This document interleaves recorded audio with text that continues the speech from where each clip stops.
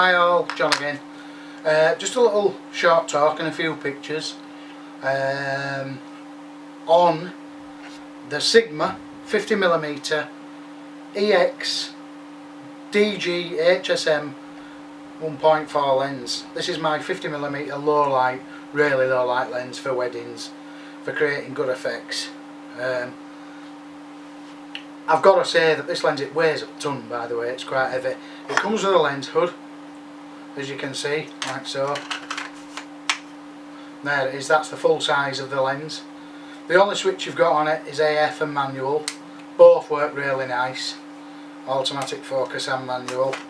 And I've got to say that this lens here really is it's a bit dear-like. It's dearer than the Canon one. But it is for a Canon fit, is this, by the way. It's dearer than the Canon 50mm 1.4, but it's definitely a better quality lens. The build quality is a ton better. It focuses faster. The bokeh is a ton better, and if you could afford to spend a little bit more money, for sure I'd say get this one over the Canon. It's not tons better, but it is a better lens for the extra £100 or whatever it is. You might better get it cheaper. I think I paid £400 for that, which is quite expensive really for a 50mm, but I've got to say, when you see some of the pictures, I haven't really done any portraits with it, so I can't, but I've just took photos in garden, close-ups and stuff like that. I basically worked it around 1.4 to 2. 1.4 is a bit soft and you do get a bit of chromatic aberration, I won't lie, but it's a 2-second job in most pieces of software, Lightroom, Photoshop, whatever.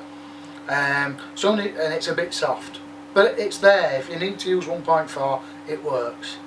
But f2, it really sharpens up nice. F2 is well usable, even 1.8.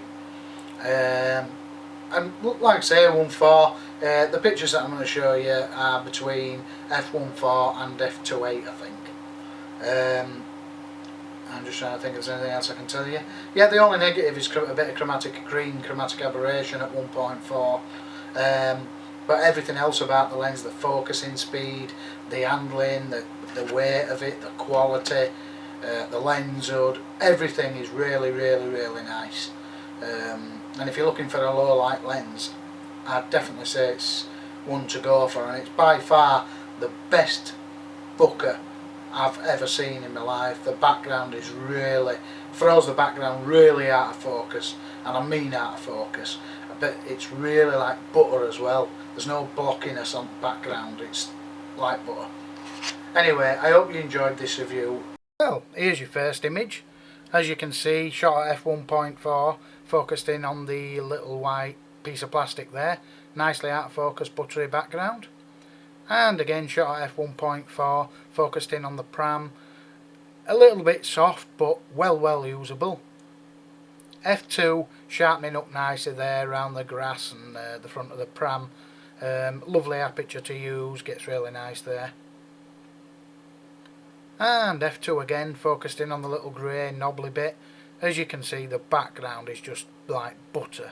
Lovely lens. f1.4, background of maybe 1.5 foot away, focused in on the leaf, nicely out of focus.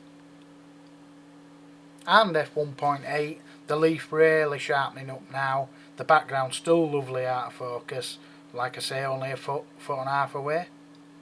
And f1.4, the background about 1/4 foot away, that was just on the edge of the windowsill, and there's the window behind it. f2, the window's starting to slightly come into focus now, the bottle's much more focused. Well, like I said to you, f2 is a really good aperture. And the last image at f1.4, focused in on the B.